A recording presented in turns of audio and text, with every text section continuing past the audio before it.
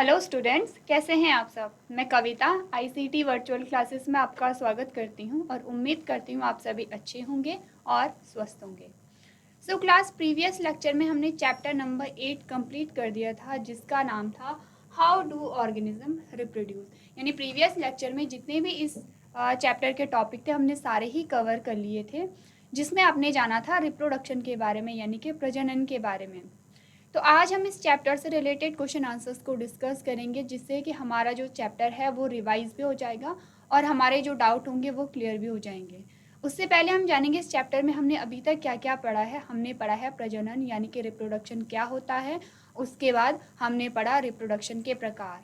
तो रिप्रोडक्शन के प्रकार में दो प्रकार हमारे पास आए हैं, sexual reproduction and A sexual reproduction. दोनों ही प्रकार को हमने पढ़ा है। और हमने किस किस में पढ़ा है रिप्रोडक्शन को, प्लांट में भी पढ़ा है, यानी प्लांट पादप में किस प्रकार से प्रजनन की प्रक्रिया हो रही है। उसके बाद हमने एनिमल्स में देखा, जिसमें हमने ह्यूमन का एग्जाम्पल लिया, यानी कि मनुष्य के एग्जाम्पल लिया, और हमने देखा कि जो प्रजनन है उसकी प्रक्रिया किस किस प्रकार से यहाँ पे हो रही है। तो आज हम क्वेश्चन आंसर्स को डिस्कस करेंगे। तो चलिए स्टार्ट करते हैं।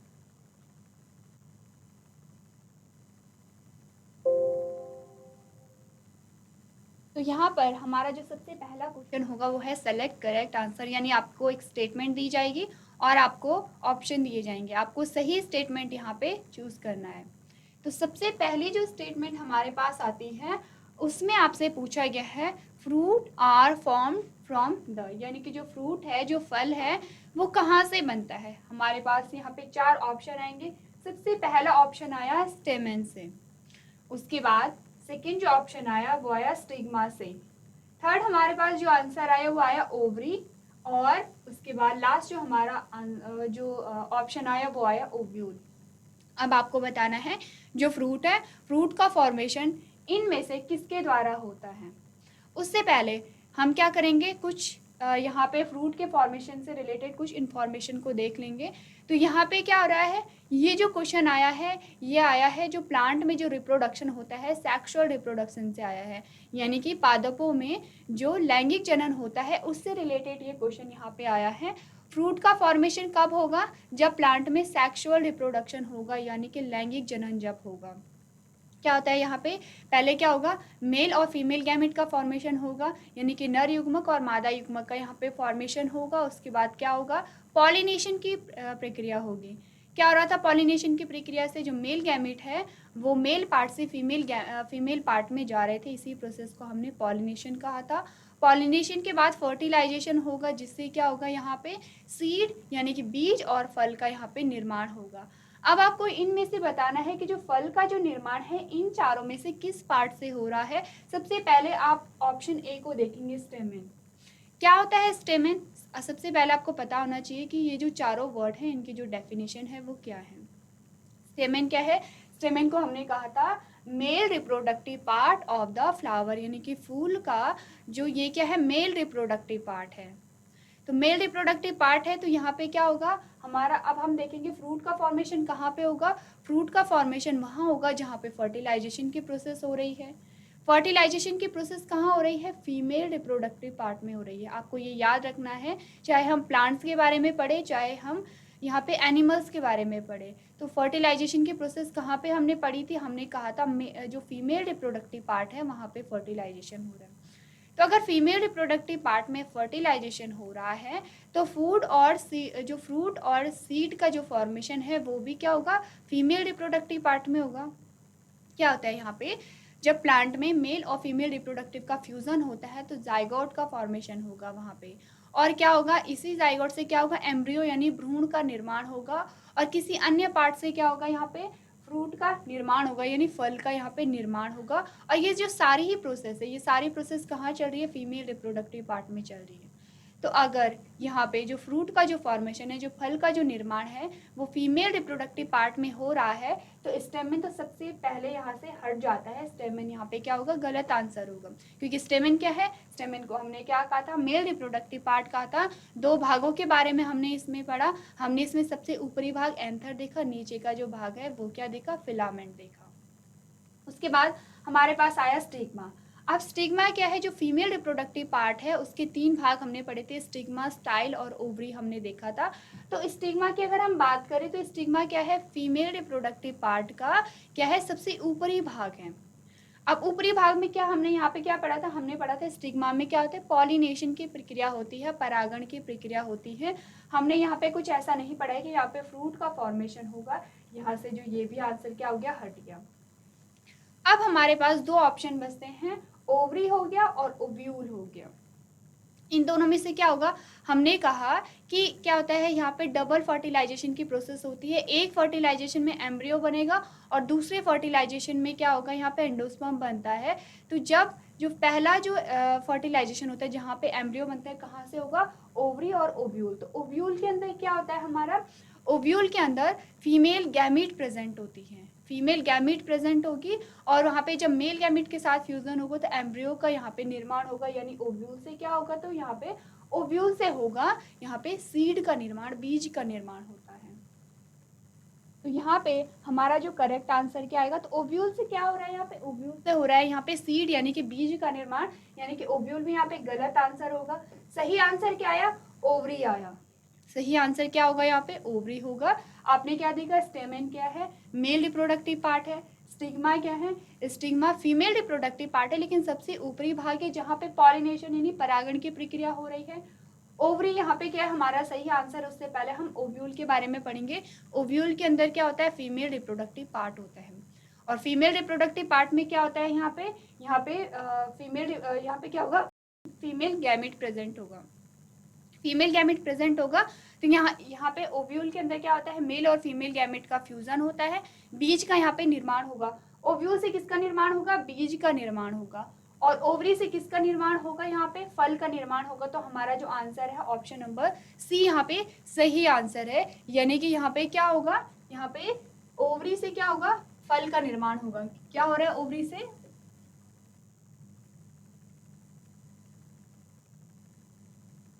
ओवरी से हो रहा है फल का निर्माण।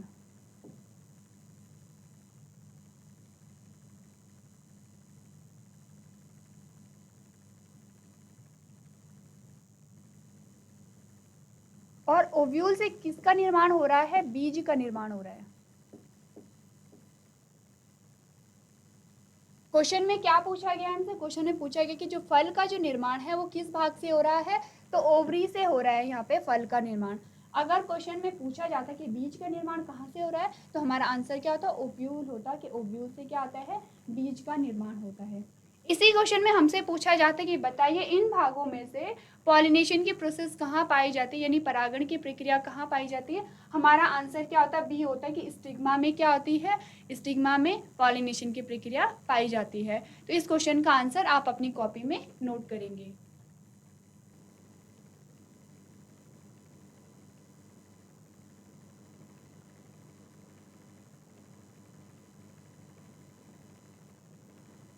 चलिए इसके बाद हमारे पास आता है क्वेश्चन नंबर सेकेंड।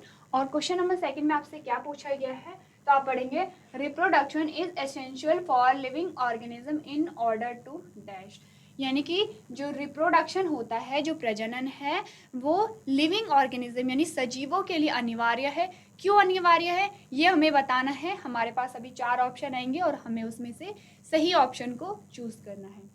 तो सबसे पहला हमारे पास ऑप्शन है keep the individual organism alive, यानी किसी इंडिविजुअल को जीवित रखने के लिए, यहाँ पे क्या हो रहा है, इंडिविजुअल की बात हो रही है, तो किसी इंडिविजुअल को जीवित रखने के लिए रिप्रोडक्शन अनिवार्य है। सेकेंड हमारे पास आता है फुलफिल दियर एनर्जी रिक्वायरमेंट, यानी कि जो हमारी जो ऊर्जा की जो आवश्यकता है, ऊर्जा की आवश्यकता को पूरी करने के लिए रिप्रोडक्शन की यहाँ पे आवश्यकता होती है। थर्ड जो हमारे पास ऑप्शन है मेंटेन ग्रोथ, यानी वृद्धि को बनाए रखने के लिए रिप्रोडक्शन की आवश्यकता होती है। और लास्ट ऑप्शन हमारे पास आता है कंटिन्यू द स्पीशीज और जनरेशन आफ्टर जनरेशन। क्या हो रहा है, continue the species generation after generation, यानी किसी भी स्पीशीज को, किसी जाति को की जो जनरेशन होती है यानी पीढ़ी दर पीढ़ी उसे जीवित रखने के लिए, यहाँ पे क्या होता है, स्पीशीज किसी भी जाति की कंटिन्यूटी, किसी भी जाति की क्या होता है वहाँ पे जीवन के स्थायित्व के लिए, यहाँ पे क्या हो रहा है, जो स्पीशीज है उसके स्थायित्व के लिए, उसकी जीवन की निरंतरता के लिए जो रिप्रोडक्शन है वो आवश्यक है। अब आपको क्या करना है, चारों ऑप्शन को ध्यान से पढ़ना है। सबसे पहले हम लेंगे ऑप्शन नंबर ए को, जिसमें लिखा है keep the individual organism alive, यानी किसी इंडिविजुअल को जीवित रखने के लिए।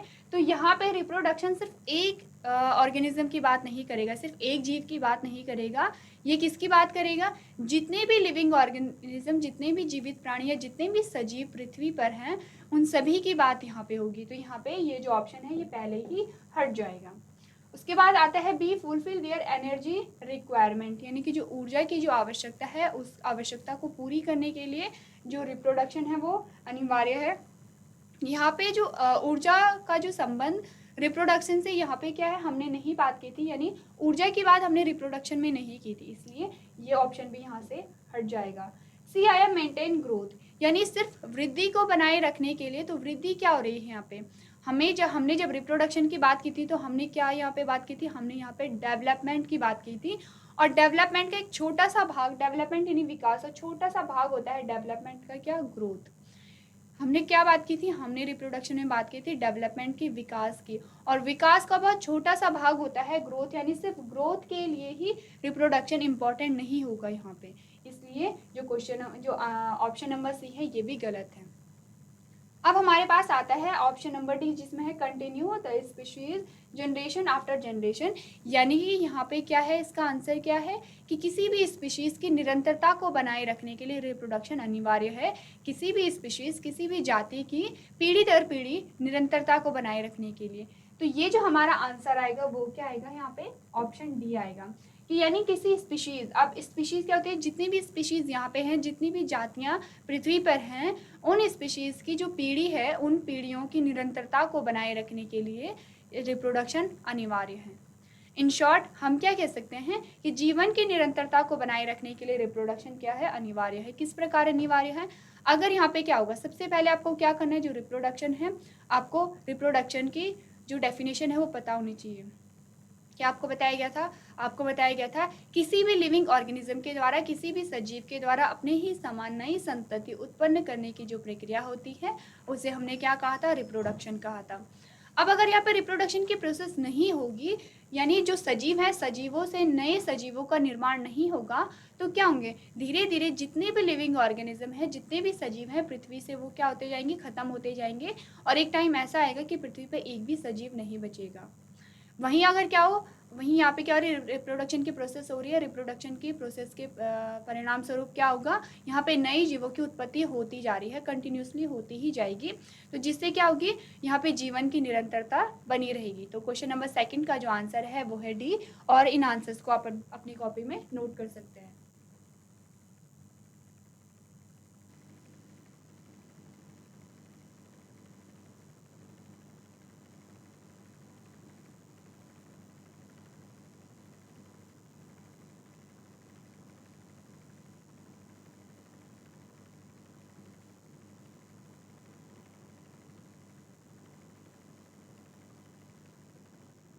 चलिए, इसके बाद जो नेक्स्ट हमारे पास क्वेश्चन आता है वो है क्वेश्चन नंबर थर्ड। तो क्या पूछा गया है क्वेश्चन नंबर थर्ड में आपसे,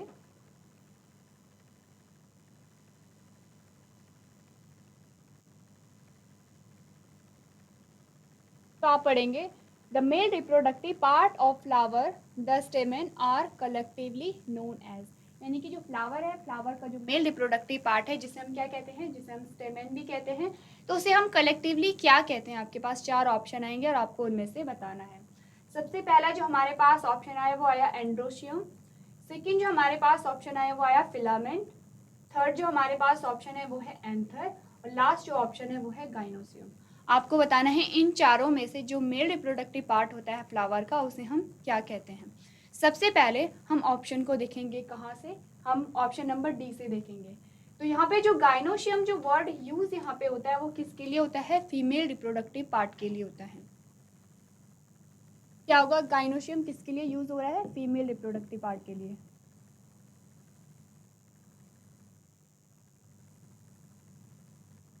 तो जो ऑप्शन नंबर डी है वो पहले ही यहाँ से क्या होगा, हट जाएगा। उसके बाद हम बात करेंगे एंथर की। तो एंथर क्या है, anther is the part of male reproductive part of the flower, यानी कि फूल का जो मेल रिप्रोडक्टिव पार्ट है उसका एक पार्ट है एंथर। हमने जब मेल रिप्रोडक्टिव की बात की थी, जिसे हमने क्या कहा था, पुंकेसर कहा था। पुंकेसर में हमने 2 भागों की बात की थी। पहला हमारे पास एंथर आया था और दूसरा हमारे पास फिलामेंट आया था।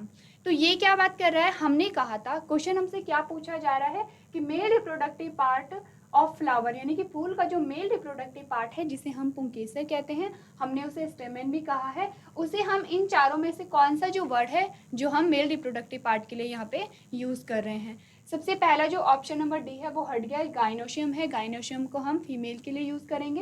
एंथर क्या बता रहा है, सिर्फ एक पार्ट बता रहा है मेल रिप्रोडक्टिव पार्ट का, पूरे ही मेल रिप्रोडक्टिव पार्ट को ये इंडिकेट नहीं कर रहा है, इसलिए एंथर भी हट जाएगा और फिलामेंट भी हट जाएगा, क्योंकि फिलामेंट और एंथर दोनों ही क्या है, मेल रिप्रोडक्टिव पार्ट के क्या है, भाग हैं, अलग अलग भाग हैं। तो हमारे पास कौन सा ऑप्शन बचा, एंड्रोशियम। तो हमारा जो ऑप्शन जो आएगा, करेक्ट आंसर क्या है, ऑप्शन नंबर ए है, यानी मेल रिप्रोडक्टिव पार्ट को हम क्या कहते हैं, एंड्रोशियम कहते हैं। प्लस आपके पास साथ साथ में जो और ऑप्शन है वो आपको ध्यान रखनी, क्या क्या आपको यहाँ पे बताया गया है। एक तो आपको बताया गया मेल रिप्रोडक्टिव पार्ट को हमने क्या कहा, स्टेमेंस भी कहते हैं, जिसे हम पुंकेसर कहते हैं। सेकेंड हम क्या कहते हैं, हम एंड्रोशियम कहते हैं, यानी कि एंड्रोशियम भी हम मेल रिप्रोडक्टिव पार्ट के लिए यूज़ करते हैं। थर्ड आपको क्या यहाँ पे याद रखना है कि फीमेल रिप्रोडक्टिव पार्ट के लिए हमने क्या कहा है, यहाँ पे गाइनोशियम कहा है। और जो चौथी जो बात आपको याद रखनी है कि जो मेल रिप्रोडक्टिव पार्ट के 2 भाग यहाँ पे हैं, एंथर और फिलामेंट। अब एंथर के अंदर क्या होते हैं, पॉलिन ग्रेन प्रेजेंट होते हैं। एंथर का जो स्ट्रक्चर होता है कैसा होता है, बाइलोब्ड आपको बताया था। एंथर के अंदर क्या होंगे, बहुत सारे पॉलिन ग्रेन प्रेजेंट होंगे, और पॉलिन ग्रेन के अंदर क्या होगा, यहाँ पे मेल गैमेट प्रेजेंट होता है। तो क्वेश्चन नंबर 3 का जो आंसर है उसे आप अपनी कॉपी में नोट करेंगे।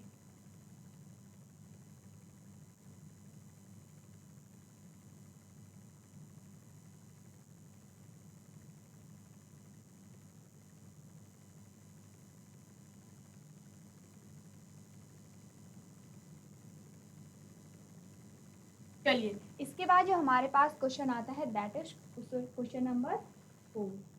क्या पूछा गया है क्वेश्चन नंबर 4 में आपसे, तो आप पढ़ेंगे, which among the following is not the function of testis as puberty. यानी कि आपको बताना है, आपके पास 4 ऑप्शन आएंगे, प्यूबर्टी यानी किशोर अवस्था में टेस्टिस का जो फंक्शन है वो क्या नहीं है। क्या पूछा गया है, आपको यहाँ पे बताना है, इज नॉट फंक्शन, यानी कि कौन सा ये जो फंक्शन है, 4 ऑप्शन में से कौन सा फंक्शन है जो टेस्टिस का नहीं है, कब, प्यूबर्टी के टाइम पे। सबसे पहला जो ऑप्शन हमारे पास आया, formation of germ cells. Second जो हमारे पास ऑप्शन आया वो है सिक्रीशन ऑफ टेस्टोस्टेरॉन। थर्ड जो हमारे पास ऑप्शन है, डेवलपमेंट ऑफ प्लेसेंटा। और लास्ट जो हमारे पास ऑप्शन है, सिक्रीशन ऑफ एस्ट्रोजन। अब आपको बताना है इनमें से जो टेस्टिस है उसका फंक्शन क्या नहीं है। तो आप जब ऑप्शन को चूज़ करेंगे, सबसे पहले तो आप देखेंगे कि जो फंक्शन है वो क्या नहीं है। अगर आपको ये पता नहीं है कि फंक्शन क्या नहीं है, तो आप देखेंगे इनमें से फंक्शन क्या है। तो सबसे पहले हम देखते हैं कि फंक्शन क्या है, तो हम देखेंगे जो फॉर्मेशन ऑफ जर्म सेल है ये भी सही है। अगर हम सिक्रीशन ऑफ टेस्टोस्टेरोन देखेंगे तो ये क्या है, ये है मेल हार्मोन, जो कि कहाँ से सिक्रीट होता है, टेस्टिस से होता है। अगर हम ऑप्शन नंबर 3 को देखें, डेवलपमेंट ऑफ प्लेसेंटा, जो वर्ड प्लेसेंटा है, कब आपने पढ़ा था, जब हम पढ़ रहे थे कि यहाँ पे क्या है, फर्टिलाइजेशन के बाद जाइगोट का फॉर्मेशन हो जाता है और जाइगोट का इम्प्लांटेशन हो जाता है यूट्रस में। यूट्रस में क्या होता है, जैसे जैसे एम्ब्रियो क्या होता है, जैसे जैसे एम्ब्रियो की ग्रोथ होती है, तो एम्ब्रियो और जो मदर का वोम होता है उनके बीच में एक कनेक्शन होता है। यानी कि यहाँ पे क्या है, ये क्या है, ये एम्ब्रियो है और एम्ब्रियो और मदर के बीच में ये कैनाल से हमें देखने को मिलती है, ये हमें कैनाल देखने को मिली है। तो यहाँ पे क्या होता है, इस कैनाल को हमने क्या कहा था, प्लेसेंटा कहा था। क्या हो रहा है इस प्लेसेंटा से, जो भी जो न्यूट्रिशन चाहिए होंगे, जो न्यू बॉर्न को जो भी न्यूट्रिशन चाहिए वो इसी प्लेसेंटा से बेबी के अंदर, बेबी अभी बना नहीं है, ये क्या है, एम्ब्रियो है। तो ये जो भी न्यूट्रिशन होंगे इसी प्लेसेंटा के थ्रू क्या आएंगे, एम्ब्रियो में आएंगे। एम्ब्रियो क्या करेगा, जब भी वो फूड अगर इनटेक कर रहा है, न्यूट्रिशन ले रहा है, तो कुछ एक्सक्रीटरी वेस्ट भी यहाँ पे होगा, यानी उत्सर्जी पदार्थ भी यहाँ पे निकलेंगे, वेस्ट पदार्थ भी निकलेंगे। तो ये पदार्थ इसी प्लेसेंटा के थ्रू क्या होता है, मदर में चला जाता है और मदर के एक्सक्रीटरी सिस्टम के थ्रू बाहर निकल जाता है। तो प्लेसेंटा की बात हमने कहाँ की है, हमने प्लेसेंटा की बात की है फीमेल में, यानी कि ये जो ऑप्शन है ये क्या होगा, यहाँ पे इसके अकॉर्डिंग ये जो ऑप्शन है ये सही है, क्योंकि ये जो डेवलपमेंट ऑफ प्लेसेंटा है ये टेस्टिस का फंक्शन नहीं है। हमें क्या बताना है, फंक्शन क्या नहीं है, यानी फॉर्मेशन ऑफ जर्म सेल वैसे तो ये सही है, या फिर सिक्रीशन ऑफ टेस्टोस्टेरोन, दोनों ही टेस्टिस के फंक्शन है। क्वेश्चन के हिसाब से क्या है, गलत है, क्योंकि ये दोनों ही क्या है, इसके फंक्शन है। अब हमें बताना है फंक्शन क्या नहीं है, तो डेवलपमेंट ऑफ प्लेसेंटा नहीं है, हमें एक आंसर मिल गया। अब हम क्या करेंगे, लास्ट ऑप्शन को देखेंगे, सिक्रीशन ऑफ एस्ट्रोजन। अब आपको देखना है एस्ट्रोजन क्या है, एस्ट्रोजन कौन सा हार्मोन है। तो हमारे पास यहाँ पे जो आंसर आएगा वो आएगा ए, यानी कि फर्स्ट और जो थर्ड है, जो फर्स्ट और जो थर्ड है वो क्या है, इसका जो फंक्शन नहीं है। यहाँ पे क्या है, जो जर्म सेल है, जर्म सेल है यहाँ पे, तो फर्स्ट और सेकंड क्या है, इसका फंक्शन यहाँ पे नहीं है। ओके, यहाँ पे हमारे पास अभी आंसर नहीं आया है, हमें इनमें से आंसर चूज करना है। तो करेक्ट हमारा आंसर आएगा सी। अब सी में क्या दिया गया है, थर्ड और फोर्थ हमें दिया गया है। थर्ड हमने कहा था प्लेसेंटा, और फोर्थ हमने कहा था सिक्रीशन ऑफ एस्ट्रोजन, यानी दोनों ही क्या है, टेस्टिस के फंक्शन नहीं है। हमारा आंसर क्या आएगा, आंसर आएगा हमारा सी। सी में क्या बोला गया है, थर्ड और फोर्थ क्या है, टेस्टिस के फंक्शन नहीं है, बाकी क्या है, फर्स्ट और सेकंड क्या है, ये टेस्टिस का फंक्शन है। तो ये जो दोनों ही आंसर हैं इसे आप अपनी कॉपी में नोट करेंगे।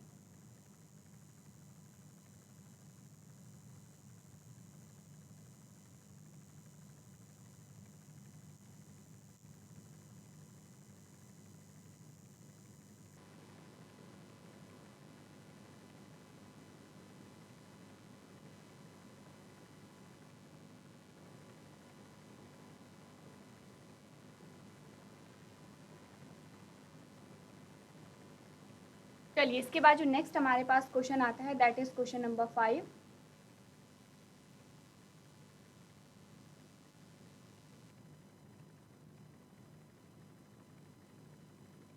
तो क्वेश्चन नंबर 5 में आपसे पूछा गया है the correct sequence of organs in male reproductive system for the transport of sperm, यानी कि स्पर्म का जो ट्रांसपोर्ट हो रहा है उसका सीक्वेंस आपको बताना है। आपके पास ऑप्शन में है, सबसे पहला है ऑप्शन ए, टेस्टिस से होता है वाज डिफरेंस में, और वाज डिफरेंस से जाता है यूरेथ्रा में।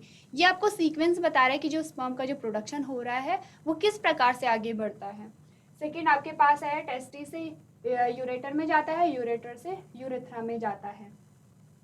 सी है टेस्टिस से यूरेथ्रा में जाता है, यूरेथ्रा से यूरेटर में जाता है। और लास्ट है टेस्टिस से वाज डिफरेंस में जाता है, और वाज डिफरेंस से कहाँ जाता है, यूरेटर में जाता है। आपको सीक्वेंस बताना है। तो आपको सीक्वेंस किस प्रकार आप बताएंगे, जब आपको जो मेल रिप्रोडक्टिव पार्ट का पूरा डायग्राम आपको याद होना चाहिए। जब आप डायग्राम आप याद करेंगे तो आप हर एक ऑर्गन का वहाँ पे नाम याद करेंगे। उसके बाद आप देखेंगे कि जो स्पर्म का जो ट्रांसपोर्ट हो रहा है, जो परिवहन हो रहा है, वो कहाँ से कहाँ पे हो रहा है, तब आप अच्छे से जान पाएंगे। तो क्वेश्चन नंबर 5 का जो आंसर हमारे पास आया वो आया ए। ए में क्या है, पहले सबसे पहले टेस्टिस से वाज डिफरेंस में जाएगा, वाज डिफरेंस से फिर कहाँ जाएगा, यूरेथ्रा में जाएगा। तो क्वेश्चन नंबर 5 का क्या आंसर हमारे पास आया, ए आंसर आया। तो ये जो आंसर है इसे आप अपनी कॉपी में नोट करेंगे।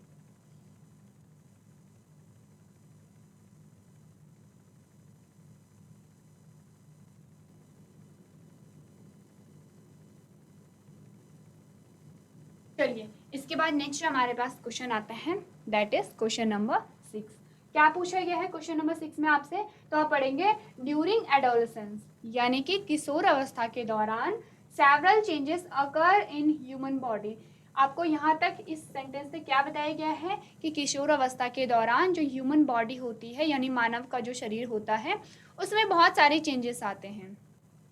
किशोर अवस्था कहाँ से शुरू होती है, आप देखेंगे तो 12 से 13, 12 से 14 जो ये एज होती है, यहाँ से क्या होता है, किशोर अवस्था का जो आरंभ है वो स्टार्ट हो जाता है।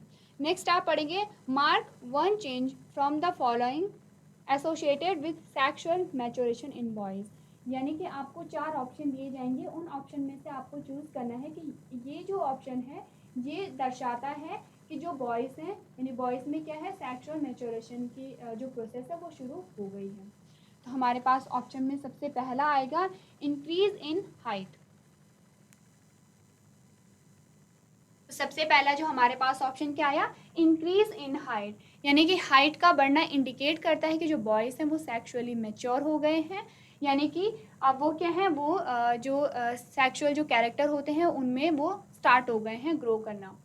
जो सेकंड हमारे पास ऑप्शन है क्रैकिंग ऑफ वॉइस, जो वॉइस है उसमें क्रैकिंग यानी कि जो आवाज़ में भारीपन जो आता है वो इंडिकेट करता है कि यहाँ पे जो सेकेंडरी कैरेक्टर भी हम कहते हैं, यहाँ पे जो सेक्सुअली मैच्योरेशन अगर हम कहें या फिर हम कहें सेकेंडरी कैरेक्टर, प्राइमरी जो कैरेक्टर होते हैं वो हम फिजिकली देखते हैं, यानी किसी बॉडी को देख के आप अंदाज़ा लगा सकते हो कि अब क्या है किशोर अवस्था के दौरान इनमें चेंजेस आ रहे हैं, और एक होता है सेकेंडरी कैरेक्टर, तो सेकेंडरी कैरेक्टर को हम देख नहीं सकते हैं। सी जो हमारे पास ऑप्शन है वेट गेन करना, यानी कि क्या होता है वेट में इंक्रीज हो जाता है, भार बढ़ जाता है, और लास्ट जो है लॉस ऑफ मिल्क टीथ। तो यहाँ पे हम सबसे पहले अपने ऑप्शन को ध्यान से देखेंगे, हमें सबसे पहले क्वेश्चन को पढ़ना है। क्वेश्चन में क्या बताया गया है, इस क्वेश्चन में आपको बताया गया है कि किशोरावस्था के दौरान बहुत सारे चेंजेस ह्यूमन बॉडी में आते हैं, इनमें से वो कौन सा चेंज है जो दर्शाता है कि बॉयज़ में जो बॉयज़ हैं वो क्या है सेक्सुअली मेच्योर होना शुरू हो गए हैं। सबसे पहला ऑप्शन आता है इंक्रीज इन हाइट। तो आप देखेंगे कि जब जो न्यूबॉर्न होता है, न्यूबॉर्न भी धीरे धीरे उसकी हाइट बढ़ती चली जाती है, तो हाइट का जो गुण है वो क्या है बचपन से ही है, ऐसा नहीं है कि किशोर अवस्था के आने के बाद ही हाइट यहाँ पे बढ़ रही है, ये क्वेश्चन क्या होगा हट जाएगा।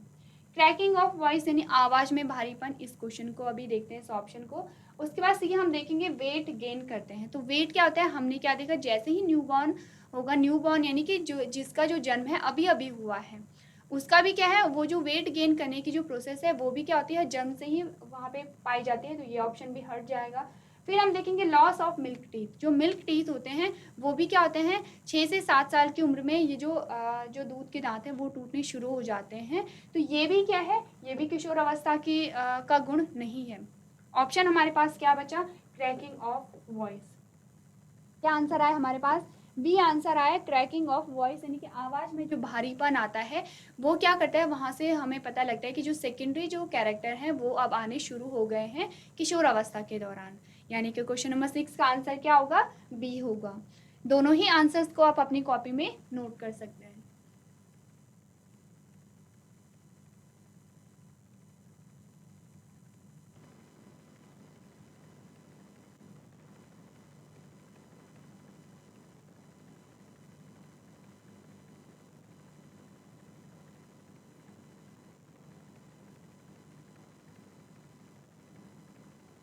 चलिए इसके बाद नेक्स्ट जो हमारे पास क्वेश्चन आता है दैट इज क्वेश्चन नंबर 7।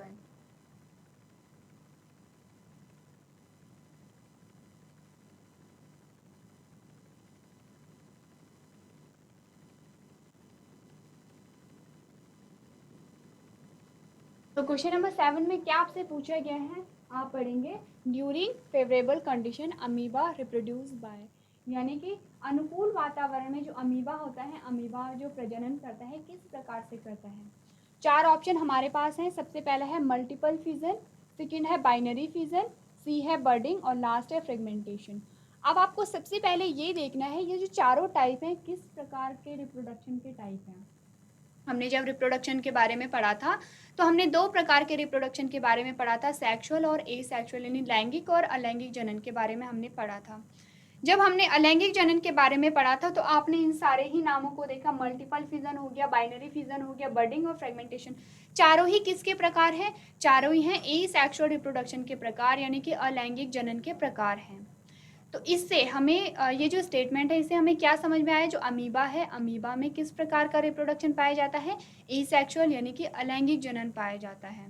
हमारे यहाँ पे आंसर क्या आएगा, यहाँ पे आएगा बाइनरी फिजन, यानी कि आंसर हमारा क्या आया, आंसर हमारा बी आया, हमारा जो आंसर होगा वो होगा बी, बी यानी कि बाइनरी फिजन पाया जाता है किसमें, अमीबा में। अब क्या होता है बाइनरी फिजन में, बाइनरी फिजन में जो अमीबा होता है, एक अमीबा जो होता है वो 2 भागों में विभाजित हो जाता है, 2 नई संतति का निर्माण करता है, और इसी को हमने क्या कहा था, बाइनरी फिजन कहा था। हमने यहाँ पे क्या देखा, जो अमीबा है, अमीबा ये है, अमीबा का कोई निश्चित आकार नहीं होता है। अब यही जो अमीबा है ये 2 अमीबा में यहाँ पे टूट गया, ये कितने अमीबा बने यहाँ पे, दो अमीबा में ये क्या हो गया, डिवाइड हो गया। ये क्या है, पेरेंट है, ये है पेरेंट है, और ये क्या है, ऑफस्प्रिंग है, या फिर हम इसे क्या कहते हैं, संतति कहते हैं।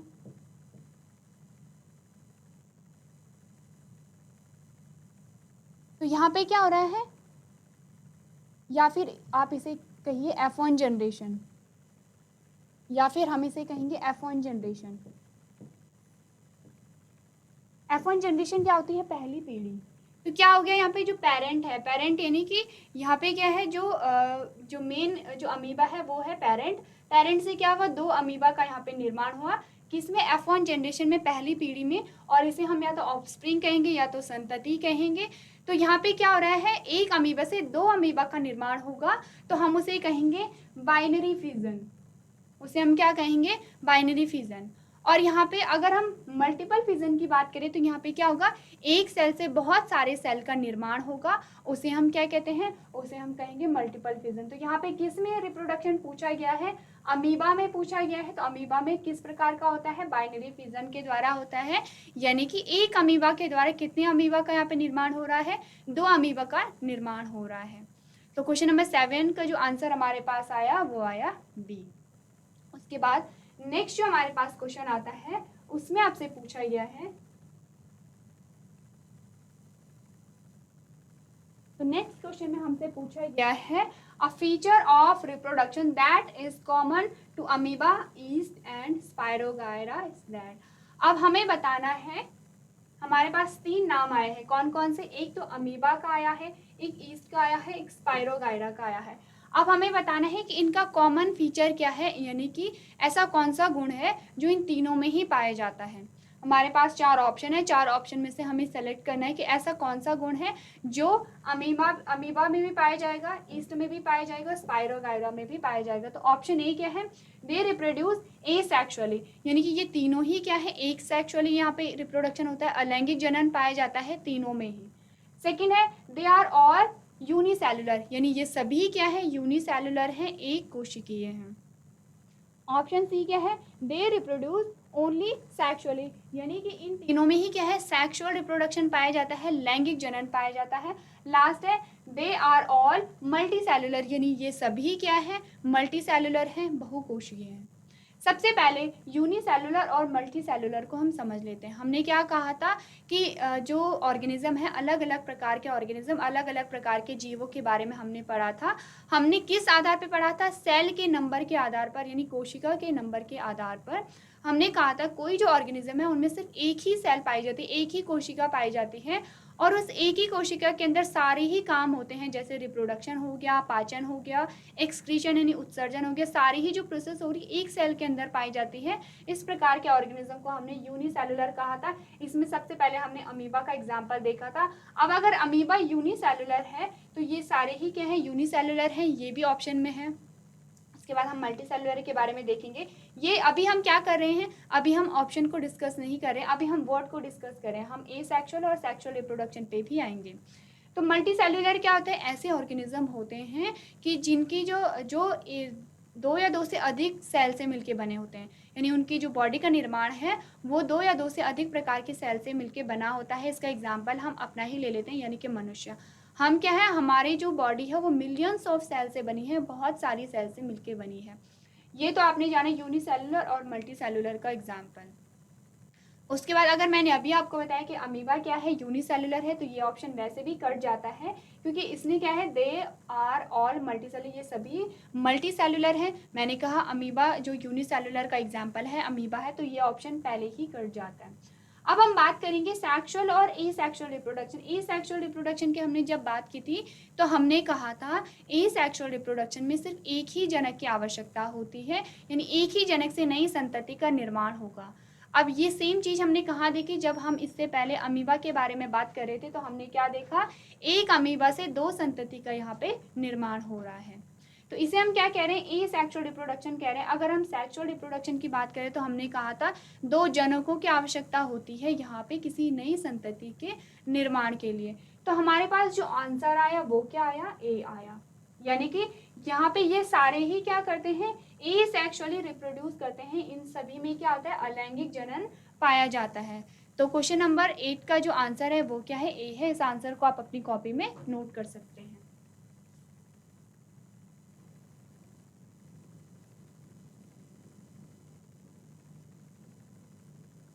तो क्लास, आज हमने इस चैप्टर से रिलेटेड क्वेश्चन आंसर्स को डिस्कस किया है। आज के सेशन में हम इतना ही करेंगे। आई होप इन क्वेश्चन के माध्यम से आपके जो डाउट होंगे वो क्लियर हो रहे होंगे। नेक्स्ट सेशन में हम कुछ और क्वेश्चंस को डिस्कस करेंगे। तो अभी तक क्लास में बने रहने के लिए आपका धन्यवाद।